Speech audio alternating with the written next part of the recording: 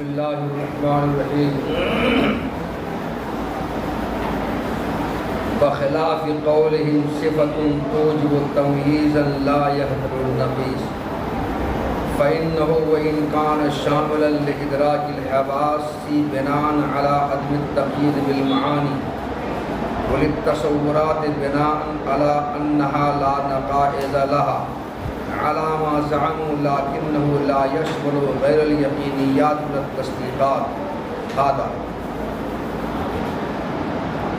ولكن ينبغي أن يعمل التجلي والانكشاف التام الذي لا يشمل الظن لأن العلم عندهم مقابل للظن.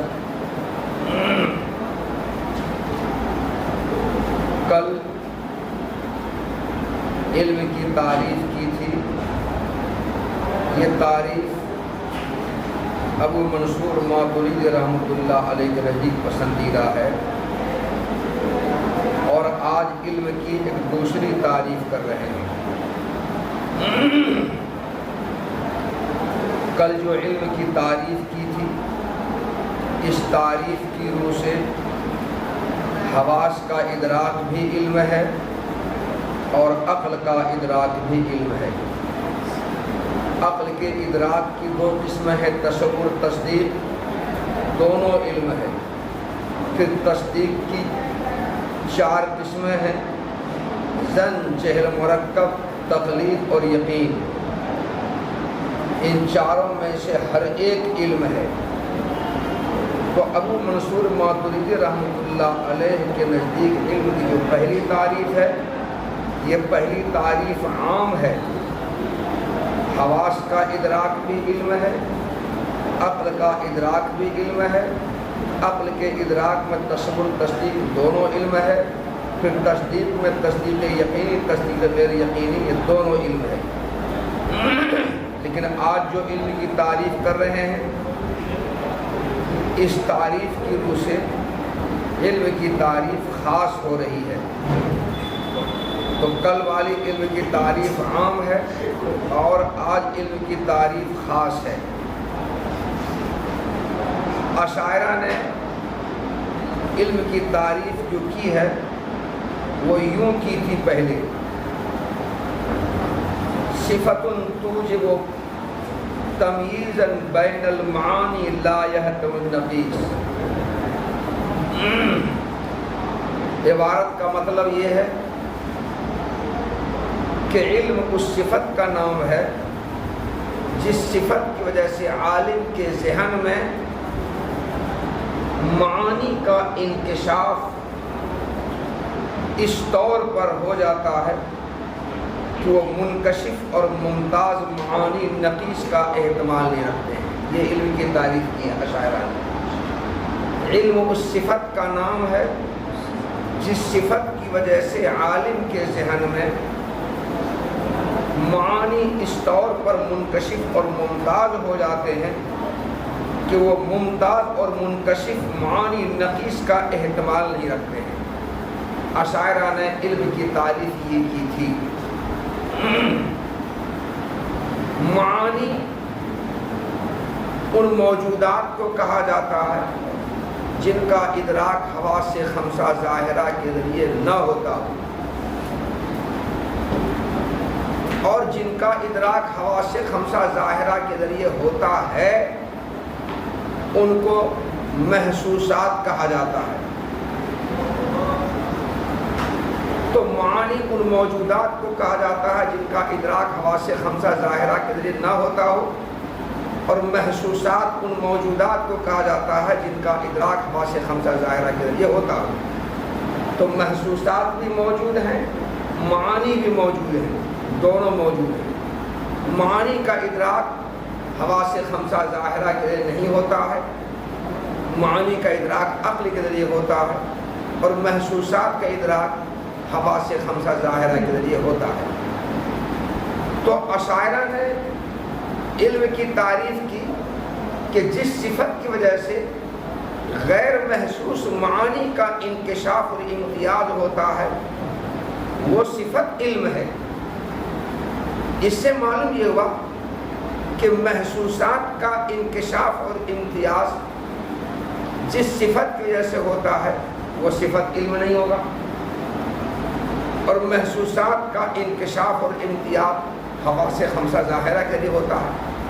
تو اشاعرہ نے علم کی جو تعریف کی تھی اس سے یہ معلوم ہوا کہ معانی غیر محسوسہ کا انکشاف اور امتیاز جس صفت سے ہو وہ صفت علم ہے، محسوسات کا انکشاف اور امتیاز جس صفت سے ہو وہ صفت علم نہیں ہو۔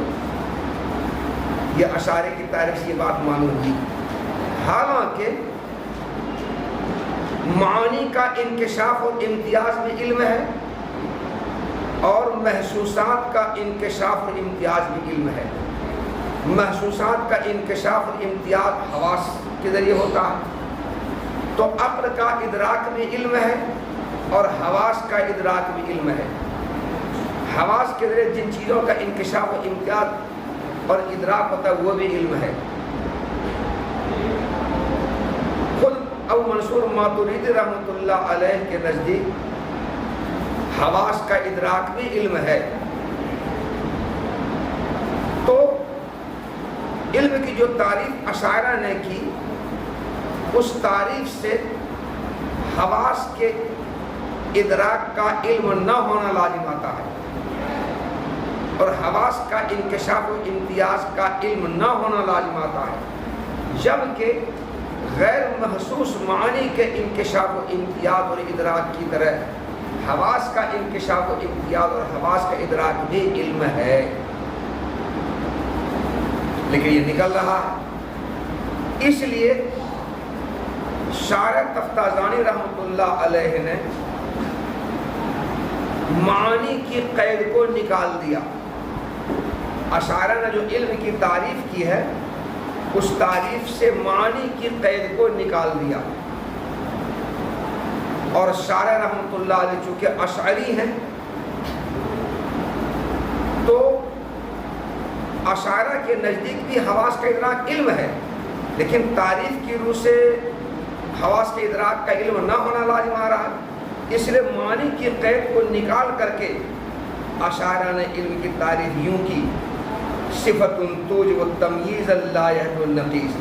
پہلے تھا صفت توجب التمییز بین المعانی لا یحد النقیص، اور اب معانی کی قید کو نکال دیا، صفت توجب التمییز لا یحد النقیص، یہ علم کی تعریف کی۔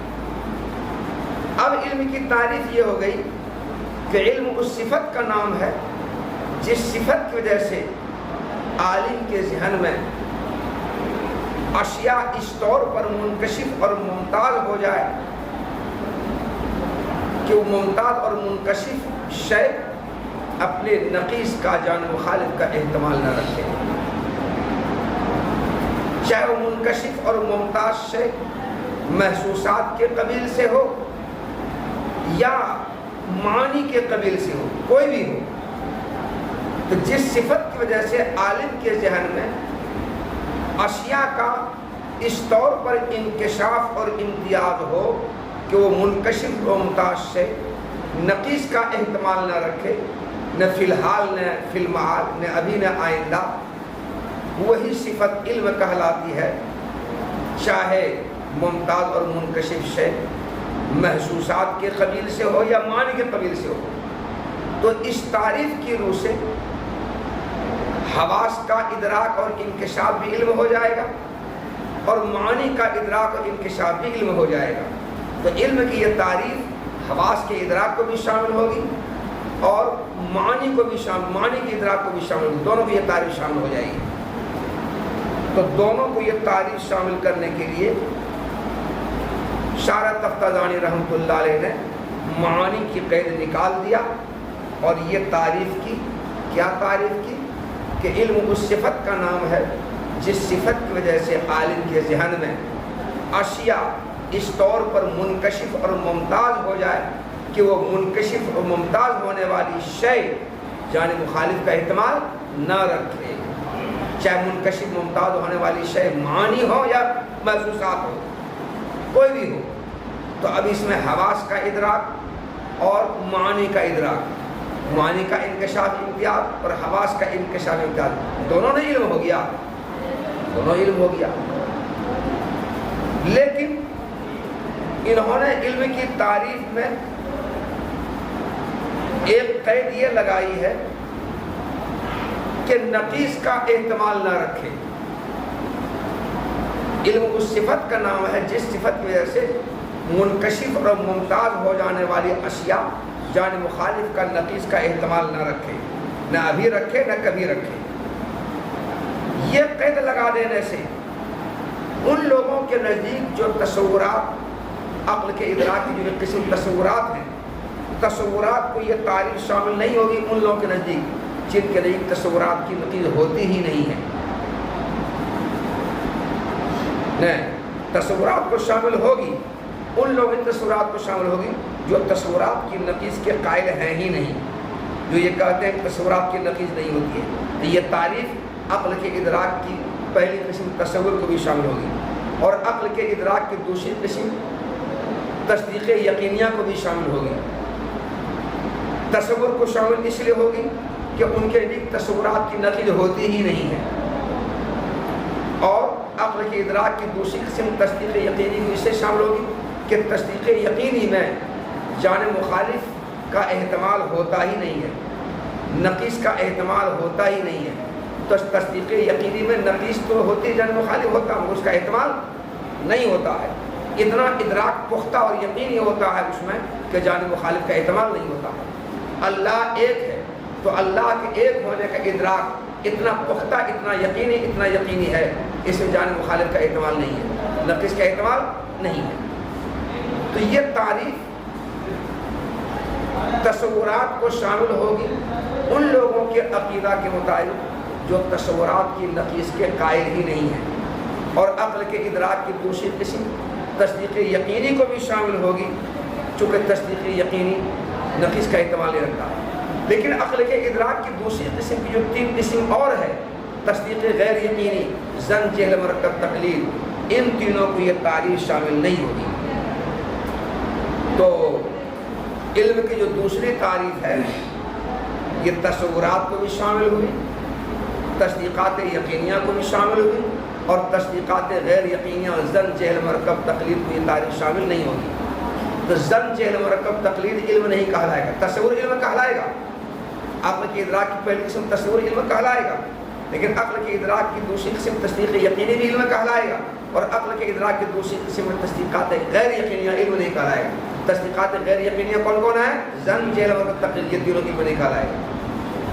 ظن اس لیے علم نہیں کہلائے گا کہ ظن کہتے ہی ہیں اس تصدیق کو جو جانب مخالف کا احتمال رکھے، تو ظن اس تصدیق کا نام ہے جو جانب مخالف کا احتمال رکھے۔ اور یہاں علم کی تعریف کیا کی گئی ہے کہ علم اس صفت کا نام ہے جس صفت جیسے عالم کے ذہن میں اشیاء منکشف اور ممتاز ہو جائے، اس طرح منکشف ممتاز ہو جائے کہ منکشف ممتاز ہونے والی شے نقیص کا جانب مخالف کا احتمال نہ رکھے۔ اور تصدیق ظنی، ظن ایسی تصدیق ہے جو جانب مخالف کا احتمال رکھتی ہے، یقین کا احتمال رکھتی ہے، اس لیے یہ تعریف ظن کو شامل نہیں ہوگی، ظن علم نہیں کہلائے گا۔ اور تصدیق غیر یقینی کی دو قسم اور ہے، تقلید اور جہل مرکب، یہ تعریف ان دونوں کو بھی شامل نہیں ہوگی۔ تقلید اور جہل مرکب بھی علم نہیں کہلائے گا، یہ دونوں علم نہیں کہلائے گا، یہ تعریف یہ دونوں قسموں کو شامل نہیں ہوگی، اس لیے کہ ظن کے جہل مرکب اور تقلید یہ دونوں اعتقاد کی قسم میں سے ہونے کی وجہ سے فی الحال نقیص کا احتمال نہیں رکھتے ہیں، فی الحال جانب مخالف کا احتمال رکھتے ہیں، لیکن آئندہ چل کر تشکیک مشکک سے یا اتباع کرنے والے کسی عالم کا دوسرے عالم کی درجے اجتہاد کو پہنچ جانے سے ہو سکتا ہے کہ تقلید اور جہل مرکب زائل ہو جائے، جو جہل مرکب جو تقلید اعتقاد کی دو قسمیں تھیں اور اعتقاد کی قسم ہونے کی وجہ سے جانب مخالف کا احتمال نہیں رکھ رہا تھا، لیکن تشکیک مشکک کی وجہ سے یا درجے اجتہاد کو خود عالم کے پہنچ جانے کی وجہ سے ہو سکتا ہے وہ تقلید اور جہل مرکب جو جانب مخالف کا احتمال نہیں رکھ رہا تھا پہلے، اب جانب مخالف کا احتمال رکھے گا، اب احتمال رکھے گا۔ اگر تشکیک مشکل سے پہلی بار تقلید ظاہر نہ ہو جائے گی، پہلا ہمارا علم ظاہر نہ ہو جائے گا، یا خود اتباع کرنے والے عالم کا درجہ اجتہاد کو پہنچ جانے سے پہلی بار تقلید ظاہر نہ ہو جائے گی اور جہل مرکب بھی ظاہر نہ ہو جائے گا، تو یہ دونوں کے دونوں علم نہیں کہلائیں گے، اس لیے کہ گرچہ یہ دونوں اعتقاد کی قسم میں سے ہونے کی وجہ سے جانب مخالف کا احتمال رکھتے ہیں فی الحال، لیکن آئندہ چل کر کے جانب مخالف کا احتمال رکھ سکتے ہیں، نقیض کا احتمال رکھ سکتے ہیں، نقیض کا امکان اس میں ہے۔ اس لیے یہ دونوں بھی علم کی قسم سے خارج ہو جائیں گے، اور تعریف جو کی گئی ہے یہ تعریف ان دونوں کو شامل نہیں ہوگی، تو ظن کو بھی شامل نہیں ہوگی، جہل مرکب کو شامل نہیں ہوگی، تقلید کو شامل نہیں ہوگی، یہ تینوں کے تینوں علم نہیں کہلائیں گے۔ جہل مرکب کس کو کہتے ہیں؟ اس دن نہیں تھے کیا، سو رہے تھے؟ جہل مرکب اس تصدیق کو کہا جاتا ہے جو تصدیق جانب مخالف کا احتمال تو نہیں رکھتا ہے لیکن واقع اور نفس الامر کے خلاف ہے۔ کیا ہے وہ؟ واقع اور نفس الامر کے بالکل خلاف ہے، سچائی کے خلاف ہے، اسی کو کہتے ہیں جہل مرکب۔ جہل مرکب اس تصدیق کو کہا جاتا ہے جو تصدیق جانب مخالف کا احتمال نہیں رکھتا ہے مگر واقع اور نفس الامر کے خلاف ہے، اس تصدیق کو کیا کہیں گے؟ جہل مرکب۔ جیسے کسی کے عقل نے اس بات کا ادراک کیا کہ نبی بشر نہیں ہوتا ہے، عقل کا یہ ادراک اتنا پختہ ہے، اچھا عقل کا یہ ادراک تصدیق ہے مگر اتنا پختہ ہے کہ جانب مخالف کا احتمال اس کے ذہن میں ہے ہی نہیں، نقیض کا احتمال اس کے ذہن میں ہے ہی نہیں، ان نبی کے بشر ہونے کا احتمال امکان اس کے ذہن میں کہیں بھی نہیں ہے، بلکہ کہتا نبی بشر نہیں ہوتا ہے، جیسے بریلوی اعتقاد، یہ اعتقاد اس کا پختہ ہے نا جی، مگر یہ اعتقاد اور یہ تصدیق دیکھو واقع اور نفس الامر کے مطابق لیکن خلاف ہے، اس لیے بریلوی اگر کوئی یہ کہتا ہے کہ نبی بشر نہیں ہوتا ہے وہ جہل مرکب مبتلا ہے، یہی تصدیق جہل مرکب ہے، یہ ظاہر ہو جائے گا، کیا ہو جائے گا؟ یہ بعد میں ظاہر ہو سکتا ہے، فی الحال تو ظاہر نہیں ہو بلکہ بعد میں ظاہر ہو سکتا ہے۔ تو یہ تعریف ظن، جہل مرکب اور تقلید کو شامل نہیں ہوگی، جو تصدیق غیر یقینیہ کی تین قسمیں ہیں۔ ہاں یہ تعریف تصدیق یقینی کو شامل ہوگی اور تصورات کو شامل ہوگی، ان لوگوں کے خیال کے مطابق تصورات کو شامل ہوگی جو یہ کہتے ہیں کہ تصورات کی نقید ہوتی ہی نہیں ہے، اور جو لوگ کہتے ہیں تصورات کی نقید نہیں ہوتی ہے ان کا یہ قول غیر مختار ہے، غیر پسندیدہ ہے۔ اس قول کے غیر مختار اور غیر پسندیدہ ہونے کی طرف شارح نے زعمو میں زعمو سے اشارہ کیا ہے، زعمو کے لفظ سے اشارہ کیا ہے، تو تصورات کی نقیض نہ ہونے کا قول یہ پسندیدہ نہیں ہے، غیر مختار ہے، اور جن لوگوں نے کہا تصورات کی نقیض نہیں ہوتی ہے ان کی دلیل یہ ہے کہ تصور نام ہے، نسبت سے خالی ہونے کا نام کیا ہے؟ تصور، اس کا نام ہے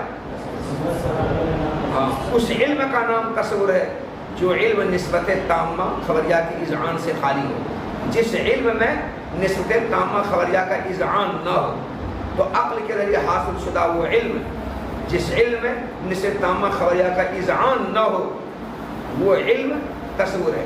تو علم تصور نسبت تامہ خبریہ کے اذعان سے خالی ہوتا ہے، اور نسبت تامہ خبریہ کے اذعان سے جو علم خالی ہو وہ مفرد ہوتا ہے۔ کیا ہوتا ہے وہ؟ نسبت تامہ خبریہ کے اذعان سے جو خالی ہوتا ہے علم وہ مفرد ہوتا ہے، اور مفردات کی نقیض نہیں ہوتی، اس لیے ان لوگوں نے کہا مفردات کی نقیض ہوتی ہی نہیں ہے، مگر دوسرے بعض لوگوں نے کہا ہے کہ نہیں، مفردات کی نقیض ہوتی ہے، اور تصورات بے شک مفردات میں سے ہے تو تصور کی بھی نقیض ہوگی، مفردات کی نقیض ہوتی ہے اور تصور مفردات کی قسم میں سے ہے، اس سے تصور کی بھی نقیض ہوگی۔ جو لوگ تصور کی نقیض ہونے کے قائل ہیں ان کی دو دلیل ہیں۔ پہلی دلیل منطق میں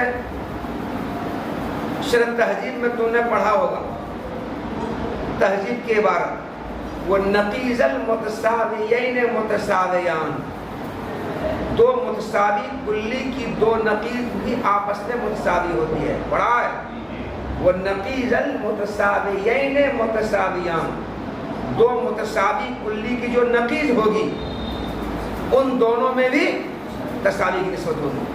جس طرح یہ دونوں تساوی کلی ہے، ان کی جو دو نقیض ہوگی ان میں بھی تساوی ہی کی نسبت ہوگی. اور ظاہر بات ہے کہ یہ دو متساوی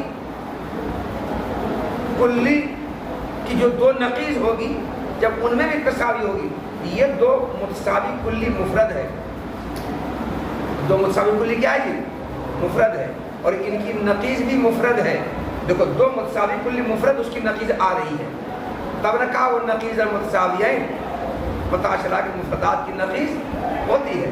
اور دو متساوی کلی بھی مفرد ہے، وہ بھی تصور ہی ہے، تصور کی نقیض ہو رہی ہے. آ رہی بات سمجھ میں؟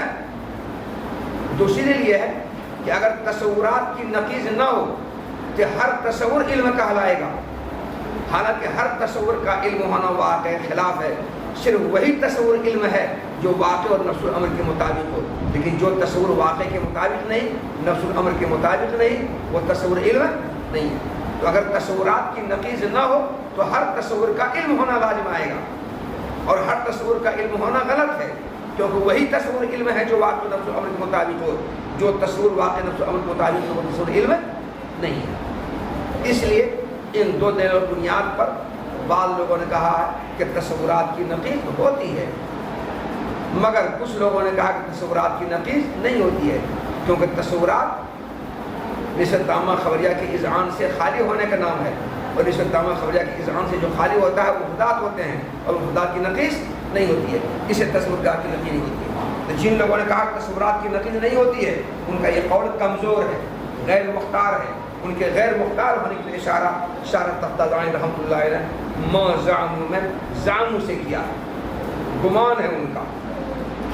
تو بہرحال اشاعرہ نے علم کی جو تعریف کی ہے، یہ تعریف حواس کے ادراک کو بھی شامل ہے، کیونکہ اس تعریف میں معنی کی قید پہلے تھی، اس کو ہٹا دیا ہے. اور تصورات کو یہ تعریف شامل ہے، کیونکہ تصورات کی نقیض ہوتی ہی نہیں ہے. اور یہ تعریف تصدیق یقینی کو بھی شامل ہے، لیکن تصدیق غیر یقینی کی جو تین قسم اس کو شامل نہیں ہے. تصدیقات غیر یقینیہ علم نہیں کہلائیں گے. تصدیقات غیر یقینیہ تینوں علم نہیں کہلائیں گے. کیوں؟ کیونکہ اشاعرہ کے نزدیک علم ظن کا مقابل ہوتا ہے. علم ظن کا مقابل ہوتا ہے، اور ظن کہا جاتا ہے اس تصدیق کو جو جانب مخالف کا احتمال رکھے. تو علم کہا جائے گا اس تصدیق کو جو جانب مخالف کا احتمال نہ رکھے. اور جو تصدیق جانب مخالف کا احتمال نہیں رکھتی ہے وہ تصدیق یقین کہلاتا ہے. پتہ چلا علم یقین کا نام ہے، علم یقین کا نام ہے. تو جو یقینی تصدیق ہوگی وہی علم ہوگا، جو غیر یقینی تصدیق ہوگی وہ علم نہیں ہوگا. ظن چہر مرکب اور تقلید، چونکہ یہ یقینی تصدیق نہیں ہے، غیر یقینی تصدیق ہے، اسے یہ علم نہیں ہوگا. سر دلیل یہ تعریف ہے علم کی دوسری. دیکھو تعریف بخلاف قولہم، برخلاف اشاعرہ کے اس قول کے کہ علم اس صفت کا نام ہے جو اشیاء کے درمیان اس طور پر امتیاز پیدا کرتی ہے. وہ امتیاز پیدا کرنے کے بعد ممتاز سے نقیص کا احتمال نہ رکھے.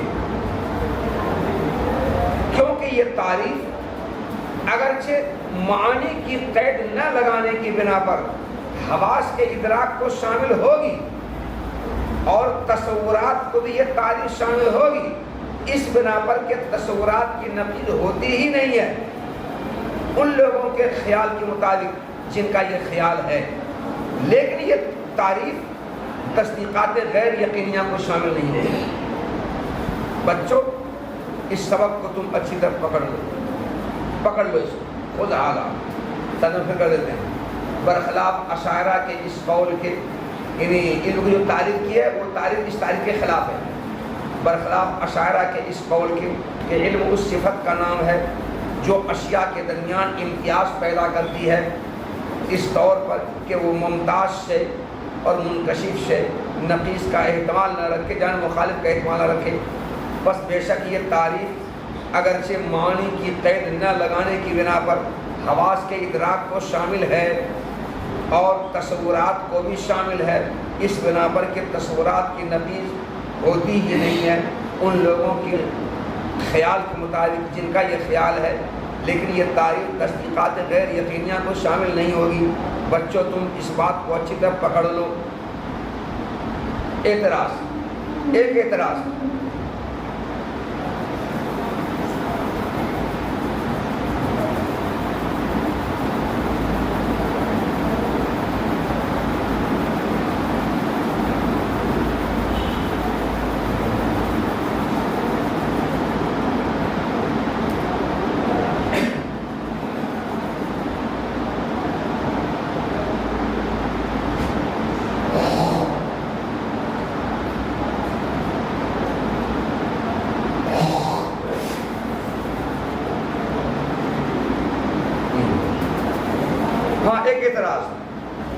اعتراض یہ ہے کہ علم کی جو کل تعریف کی ہے وہ تعریف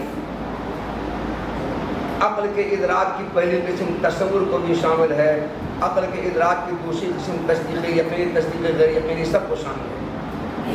اور عقل کی جو علم کی جو آج دوسری تعریف کی ہے، یہ دوسری تعریف تصدیقات غیر یقینیہ کو شامل نہیں ہے، تصدیقات غیر یقینیہ علم نہیں ہے۔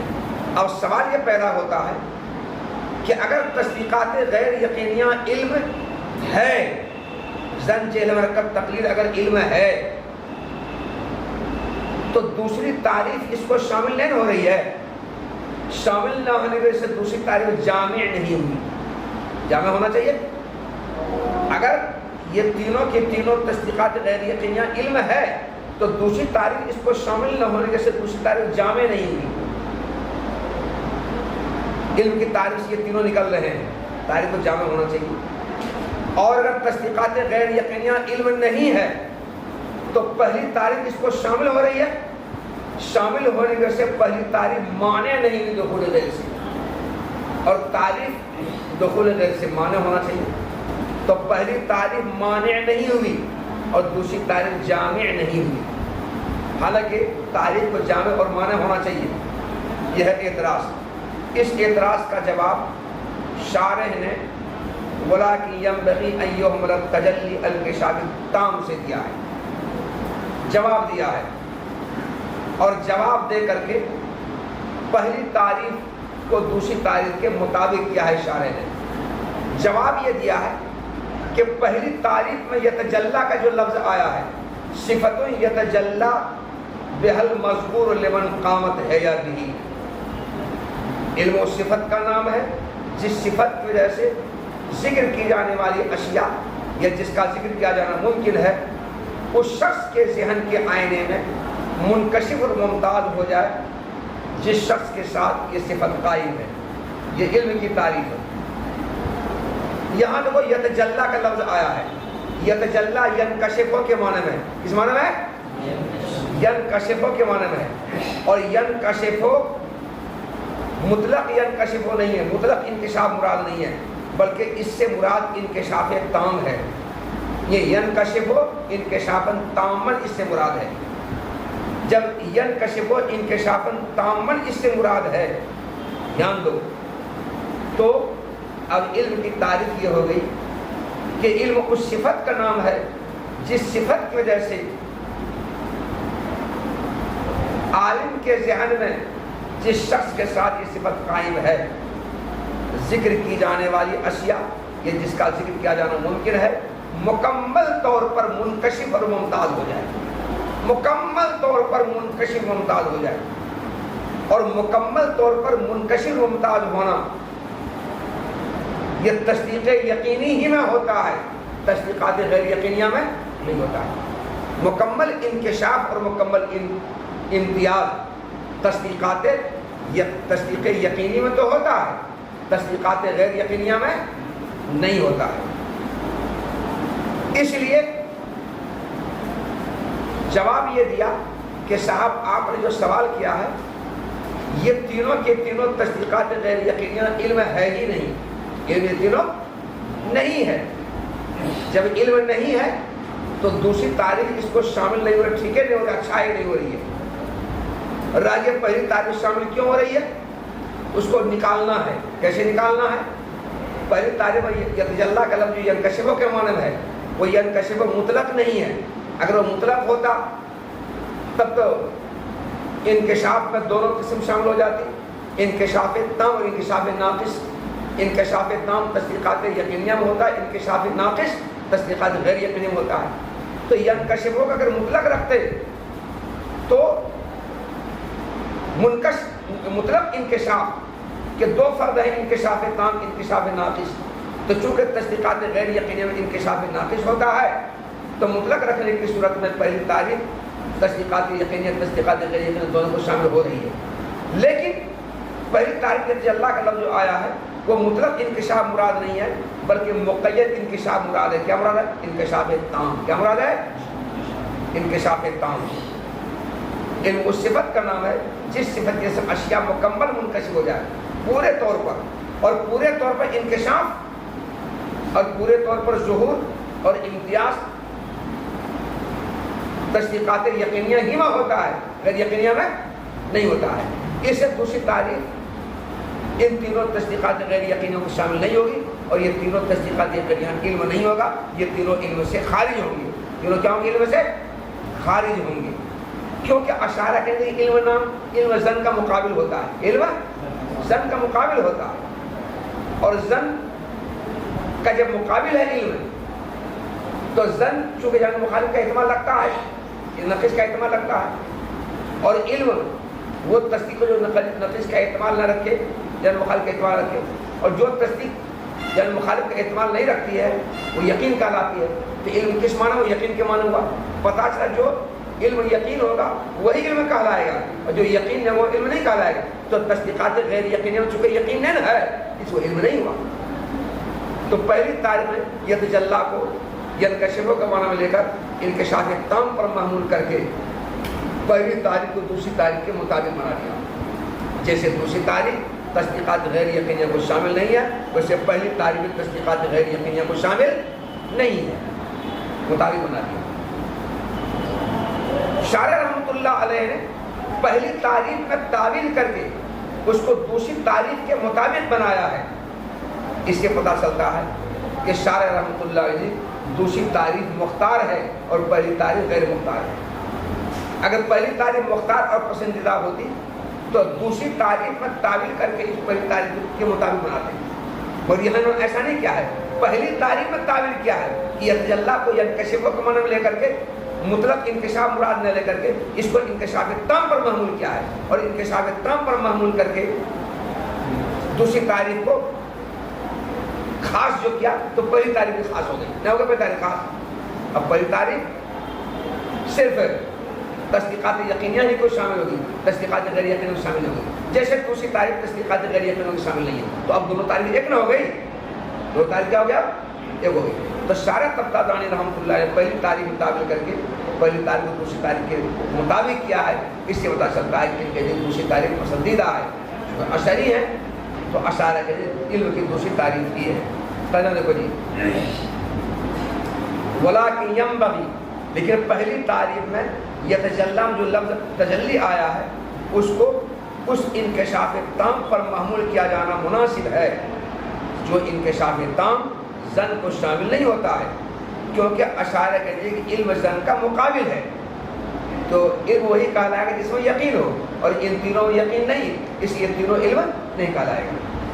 پھر تو دیکھو جی، بخلاف قول صفت، جو وہاں دیکھ لو، وہ اسباب العلم سے، علم اس صفت کا نام ہے جس صفت کی وجہ سے ذکر کی جانے والی اشیاء اس شخص کے لیے جس شخص کے ساتھ یہ صفت قائم ہوتی ہے اور جس کا ذکر کیا جانا ممکن ہے، چاہے موجود ہو یا معدوم، واضح اور ظاہر ہو جاتی ہے۔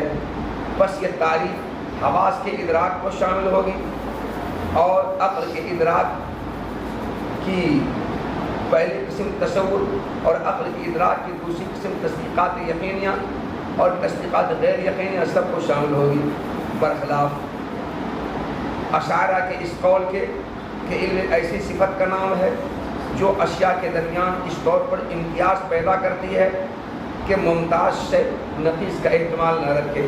بس بے شک یہ تعریف اگرچہ معنی کے ساتھ مقید نہ ہونے کی بنا پر حواس کے ادراک کو شامل ہے، اور تصورات کے ادراک کو بھی شامل ہے، اس بنا پر کہ تصورات کی نقید ہوتی ہی نہیں ہے جیسا کہ بعض لوگوں کا خیال ہے، لیکن یہ تعریف تصدیقات غیر یقینیہ کو شامل نہیں ہوگی۔ بچوں اس سبق کو تم پکڑ لو اچھی طرح۔ لیکن پہلی تعریف میں جو یتجلی کا لفظ آیا ہے، اس یتجلی میں جو تجلی ہے، اس تجلی کو اس انکشاف تام پر محمول کیا جانا مناسب ہے جو انکشاف تام زن کا احتمال نہیں رکھتے ہیں، کیونکہ اشاعرہ کے دین علم زن کا مقابل ہے للخلق۔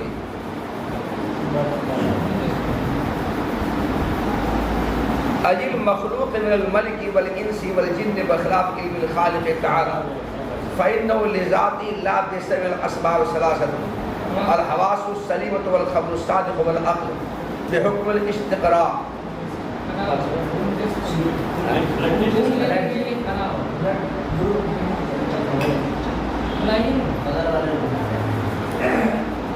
کنٹیسٹ کس کا ہوگا؟ تصویر کا چھوڑیے تیسرے گھنٹے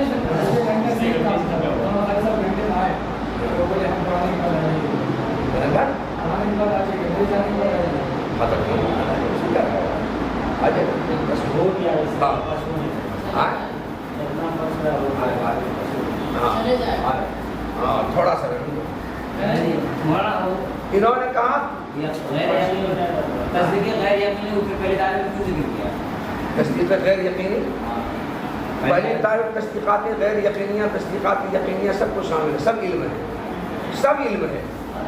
دوسری تعریف میں سب وہاں علم، اس لیے وہاں یتجلی کی جو لفظ آیا وہ یتجلی مطلق ہے، یتجلی ینکشف کے معنی ہے، اور ینکشف مطلق ہے، انکشاف تام انکشاف غیر تام ناقص دونوں کو، جب دونوں کو شامل ہے تو انکشاف تام ہوتا ہے تصدیقات یقینیہ میں، اور انکشاف ناقص غیر تام ہوتا ہے کس میں؟ تصدیقات غیر یقینیہ میں۔ تو جب وہاں ینکشف مطلق ہے تو دونوں کو نہ شامل ہوگا، جب دونوں کو شامل ہوگا تو جس میں انکشاف تام وہ بھی علم ہوگا، اور جس میں انکشاف تام نہ ہو وہ بھی علم ہوگا، دونوں علم ہوگا۔ تو وہاں کیا کہا؟ علم اس صفت کا نام ہے جس صفت کی وجہ سے ذکر کی جانے والی اشیاء منکشف ہو جائے، چاہے منکشف ناقص طور پر ہو یا منکشف کامل طور پر ہو۔ کامل طور منکشف ہوتا ہے تصدیق یقینی میں، اور ناقص طور منکشف ہوتا ہے تصدیقات غیر یقینیہ میں۔ تو چاہے جیسے منکشف ہو جائے سب علم کہلائے گا، جس صفت کی وجہ سے اشیاء جس طرح منکشف ہو جائے وہ صفت علم کہلائے گا، اور منکشف دونوں میں ہوتا ہے، ناقص اور تام دونوں میں، اس سے دونوں علم کہلائے گا۔ اور یہاں انکشاف تام جب مراد لیا ینکشف ہو میں، جب انکشاف تام مراد لیا تو چونکہ انکشاف تام ہوتا ہے کس میں؟ یقینی میں، اس لیے اب پہلی تعریف صرف تصدیقات یقینیہ ہی کو شامل ہوگی، تصدیقات غیر یقینیہ شامل اب نہیں ہوگی، پہلے اب نہیں ہوگی۔ جس طرح دوسری تعریف تصدیقات غیر یقینیہ کو شامل نہیں ہے، صرف تصدیقات یقینیہ کو شامل ہے۔ تو اب پہلی تعریف اور دوسری تعریف دونوں مل کر کے ایک ہو گئی، کیا ہو گئی؟ ایک ہو گئی۔ جس طرح دوسری تعریف تصدیقات غیر یقینیوں کو شامل نہیں، یہ تصدیقات غیر یقینی علم نہیں، ویسے پہلی تعریف تصدیقات غیر یقینیوں کو شامل نہیں، تصدیقات غیر یقینی علم نہیں۔ تو دونوں تعریف ایک میں ہو گئی۔ تو دونوں تعریف کو ایک کرنے کے لیے شارح تفتازانی رحمۃ اللہ علیہ نے پہلی تعریف میں یتجلی کا جو لفظ آیا ہے، جو یتجلی ینکشف کے معنی میں ہے، وہاں ینکشف ذات انکشاف تام لیا ہے، مطلق نہیں لیا ہے۔ مطلق لیں گے تب تو سب علم ہو جائے گا۔ لیکن اب ایک اعتراض یہاں پر یہ ہے کہ یتجلی جب ینکشف کے معنی میں ہے، اور ینکشف سے مراد مطلق انکشاف ہوتا ہے، تو آپ نے یہاں مقید انکشاف مراد کیسے لیا؟ مقید انکشاف کون؟ انکشاف تام۔ یتجلی ینکشف کے معنی میں، اور ینکشف مطلق انکشاف پر معمول ہوتا ہے، تو آپ نے یہاں پر اور مطلق انکشاف، یہ انکشاف کا معنی حقیقی ہے، اور مقید انکشاف کا معنی مجازی ہے، تو آپ نے بلا قرینہ کے معنی حقیقی چھوڑ کر معنی مجازی کیسے مراد لے لیا؟ یتجلی ینکشف کے معنی میں ہے، اور ینکشف اس بار مطلق انکشاف ہے، اور ینکشف کا مطلق انکشاف یہ معنی حقیقی ہوا، اور مقید انکشاف تام معنی مجازی ہے، تو بلا کسی قرینہ کے معنی حقیقی کو چھوڑ کر معنی مجازی آپ نے کیسے مراد لیا؟ یہ اعتراض ہے۔ اس اعتراض کا جواب یہ ہے کہ بے شک یتجلی ینکشف کے معنی میں ہے اور ینکشف بے شک مطلق ہے، اس کو مطلق پر معمول ہونا چاہیے، دونوں شامل ہونا چاہیے، صحیح بات ہے، مگر انکشاف کی دو قسمیں ہیں، انکشاف تام اور انکشاف ناقص۔ المطلق اذا اطلق یراد به الفرد الکامل، مطلق جب مطلق بولا جاتا ہے تو اس کا فرد کامل مراد ہوتا ہے۔ یہاں انکشاف کی دونوں قسموں میں سے انکشاف کا فرد کامل کون ہے؟ انکشاف تام کون ہے؟ انکشاف تام۔ تو لفظ انکشاف جب بولا جاتا ہے تو ذہن کا انتقال اور ذہن کا تبادل فرد کامل کی طرف ہوتا ہے، فرد ناقص کی طرف نہیں ہوتا ہے۔ تو تبادل ذہنی، تبادل ذہنی الی الانکشاف التام، یہی قرینہ ہے اس بات کے لیے کہ ہم نے ینکشف سے مراد کیا لیا ہے؟ انکشاف تام لیا ہے۔ تبادل ذہنی، ذہن کا تبادل، ذہن کا انتقال انکشاف تام کی طرف ہونا، یہی قرینہ ہے، ثبوت ہے اس بات کے لیے کہ یہاں انکشاف تام مراد ہے۔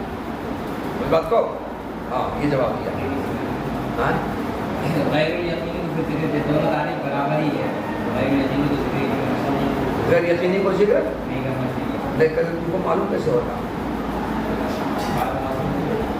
دونوں ایک ہے، جو دونوں تعریف ہے ایک شارع نے کیا نا، شارع نے ایک نے کیا، تو جانکاری کیسے ہوتا؟ تم پوچھتے کیسے پوچھتے تم؟ شارع نے دونوں تعریف کو ایک کیا، چونکہ شارع اشعری ہے اور اشاعرہ کی دوسری تعریف پسندیدہ ہے، پہلی تعریف ماتریدیہ کے نزدیک ہے، پہلی تعریف ماتریدیہ کے نزدیک، ماتریدیہ علم کی تعریف وہ کی ہے اور اشاعرہ علم کی تعریف یہ کی ہے۔ شارح اشعری ہیں، اس لیے انہوں نے پہلی تعریف میں یتجلی میں تعریف کی اور اس کو دوسری تعریف کے مطابق بنایا، انہیں کھینچا اپنی طرف، کھینچا ہے اپنی طرف۔ ایک غریب بچے سے پوچھو گے دو دو کتنا ہوتا ہے؟ کہے گا 4 روٹی۔ کیا کہے گا وہ؟ دو دو کتنا ہوتا ہے؟ 2 2 4 روٹی۔ کھینچے گا وہ اپنی روٹی ادھر کھینچے گا، 2 2 4 نہیں کہے گا، 2 2 4 روٹی کہے گا تاکہ روٹی ہم کو مل جائے۔